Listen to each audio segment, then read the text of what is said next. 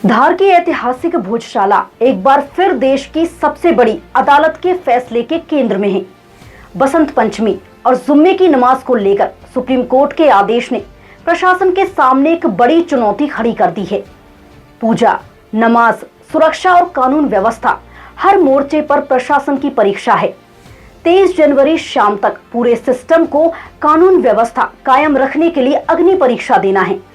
वहीं जनसंचार न्यूज सभी वर्गों से अपील करता है कि अफवाहों पर ध्यान न दें और आपसी सौहार्द बनाए रखें।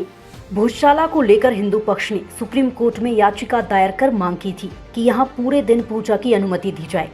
वहीं मुस्लिम पक्ष और भारतीय पुरातत्व सर्वेक्षण विभाग ने अदालत में ये पक्ष रखा कि भोजशाला में वर्षों से दोपहर 1 बजे से 3 बजे तक नमाज अदा की जाती है। इन सभी दलीलों के बाद सुप्रीम कोर्ट ने अपने अहम आदेश में कहा कि भोजशाला में नमाज की व्यवस्था मध्य प्रदेश सरकार कराएगी, जबकि बसंत पंचमी का उत्सव पूर्व की तरह पूरे दिन जारी रहेगा। देखिए, आज ऑनरेबल हाई कोर्ट में हमने एक पिटीशन मूव करी थी भोजशाला के मामले में, जिसमें हमारी ये मांग थी कि 2003 और 2013 और 2016 में जो आर्कियोलॉजिकल सर्वे ऑफ इंडिया का जो आदेश है, जिसमें ये बोला गया है कि सूर्योदय से लेकर 12-1 बजे तक जो है वो पूजा अर्चना विधिवत की जाएगी बसंत पंचमी के दिन, और उसके बाद 1 बजे से 3 बजे तक शुक्रवार अगर होगा तो नमाज़ पढ़ी जाएगी, और उसके बाद 3 बजे के बाद फिर से विधिवत पूजा अर्चना चालू की जाएगी। तो उसी आदेश के पालन के लिए हमने ये याचिका लगाई थी, और साथ ही साथ हमने धार में जिस तरीके का अफवाहों का दौर चल रहा था और जो चीज़ें चल रही थी, उसके लिए हमने एक मांग करी थी कि लॉ एंड ऑर्डर की सिचुएशन, प्रशासन को ये कहा जाए कि लॉ एंड ऑर्डर की सिचुएशन मेंटेन करें, क्योंकि आपसी सौहार्द का मामला है, आपसदारी का मामला है और अमन शांति का पैगाम देना था। इसलिए ये सारी चीज़ें हमने इसमें मांग करी थी, और हाई कोर्ट ने इसमें सुनवाई की। इसके बाद इससे पहले ही जब हमारी ये सुनवाई थी, उसी वक्त ऑनरेबल सुप्रीम कोर्ट का भी एक आदेश आया, और उसी आदेश में दूसरे पक्ष की तरफ से एक पिटीशन इंटरम एप्लीकेशन एक दायर की गई थी, जिसमें ये बोला गया था कि वहाँ पे सिर्फ पूजा अर्चना का जो है वो राइट दिया जाए। पर थैंकफुली ऑनरेबल सुप्रीम कोर्ट ने भी इसको माना, ऑनरेबल हाई कोर्ट ने भी इसको माना कि दोनों पक्ष जो है वो 2003 और 2013 और 16 के जो आदेश हैं उसका मान रखेंगे, और जिस तरीके से पूजा अर्चना के लिए और नमाज के लिए जो जगह दी गई है उस कंपाउंड के अंदर और जो समय निश्चित किया गया है, उसी समय पर वो सब कार्रवाइयाँ की जाएंगी। मैं एडवोकेट अशहर वारसी। भोजशाला को लेकर इससे पहले भी 2003, 6, 13 और 18 में हालात बेहद तनावपूर्ण रहे हैं। 2006 में सुबह सब कुछ सामान्य था, लेकिन नमाज के समय भीड़ रोके जाने के बाद पथराव, लाठीचार्ज और बड़े पैमाने पर तोड़फोड़ हुई थी। 2013 में भी हालात बिगड़े थे। हालांकि एक बार प्रशासनिक सूझबूझ से स्थिति संभाली गई थी। इसी इतिहास को देखते हुए इस बार भी प्रशासन इसे बड़ी चुनौती के तौर पर देख रहा है। सुप्रीम कोर्ट के आदेश को लेकर सोशल मीडिया और अलग अलग मंचों पर कई तरह की व्याख्याएं सामने आ रही हैं। कलेक्टर धार ने अफवाहों पर ध्यान न देने की बात कही है। इसे देखते हुए धार कलेक्टर प्रियंक मिश्रा ने साफ कहा है कि फिलहाल उनके पास सुप्रीम कोर्ट का आधिकारिक आदेश नहीं पहुंचा है। आदेश की कॉपी मिलने और उसका विधिवत अध्ययन करने के बाद ही प्रशासन कोई बयान जारी करेगा। कलेक्टर ने लोगों से अपील की है कि सुप्रीम कोर्ट के आदेश की अलग अलग व्याख्या ना करें और अफवाहों से बचें।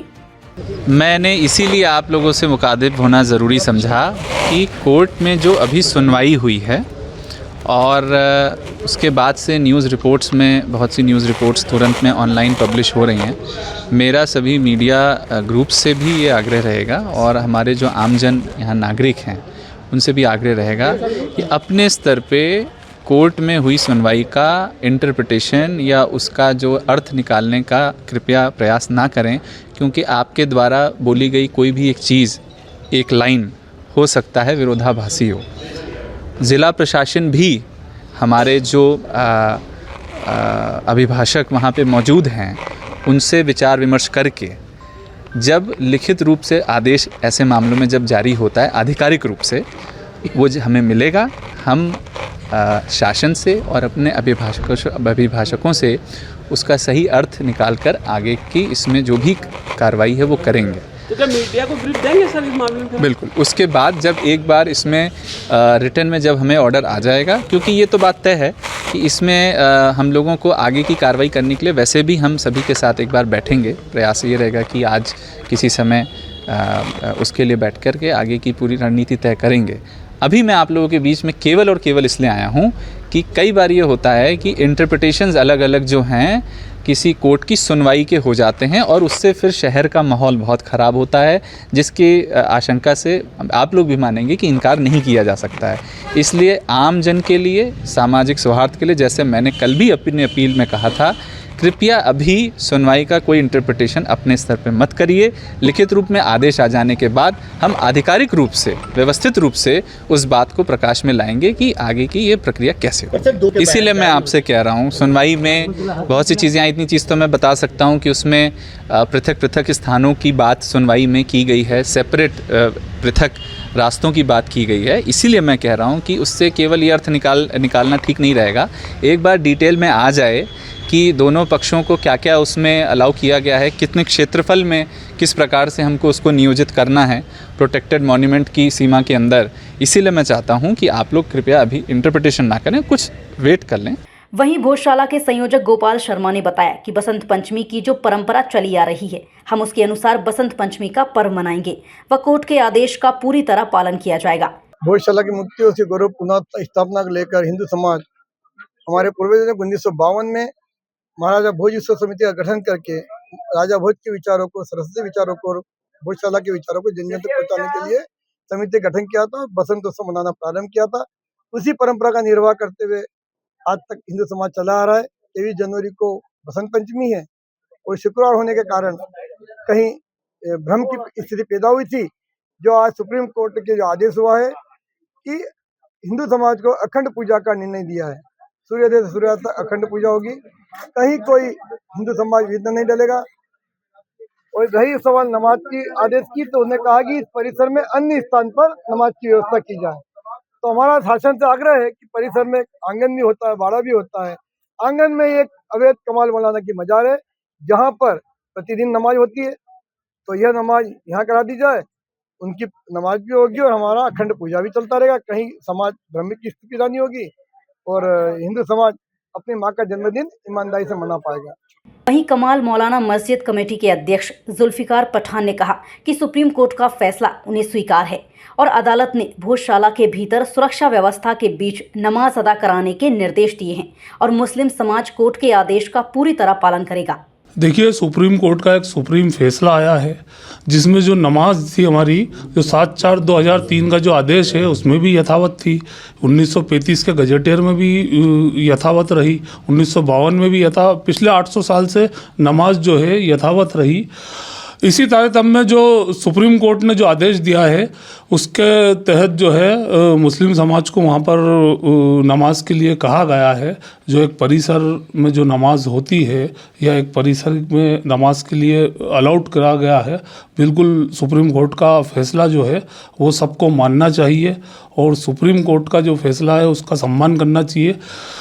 मैं ये कहना चाहता हूँ, शहर अपना है, इस शहर में शांति बनाए रखें और देश और प्रदेश में एक अच्छा मैसेज दे। बसंत पंचमी शुक्रवार को होने के चलते भोजशाला परिसर को पूरी तरह पुलिस छावनी में तब्दील कर दिया गया है। लगभग 8000 पुलिसकर्मी, पीटीएस, सीआरपीएफ और रैपिड एक्शन फोर्स की तैनाती की गई है। भोजशाला की सुरक्षा 6 परतों में की गई है। ड्रोन, आर्टिफिशियल इंटेलिजेंस और अत्याधुनिक तकनीक के जरिए निगरानी रखी जा रही है। आईजी अनुराग और एसपी मयंक अवस्थी खुद मौके पर पहुंचकर सुरक्षा व्यवस्था की निगरानी कर रहे हैं। प्रशासन के अनुसार बसंत पंचमी पर सूर्योदय से दोपहर 1 बजे तक मां वाघ देवी की पूजा अर्चना और धार्मिक कार्यक्रम होंगे।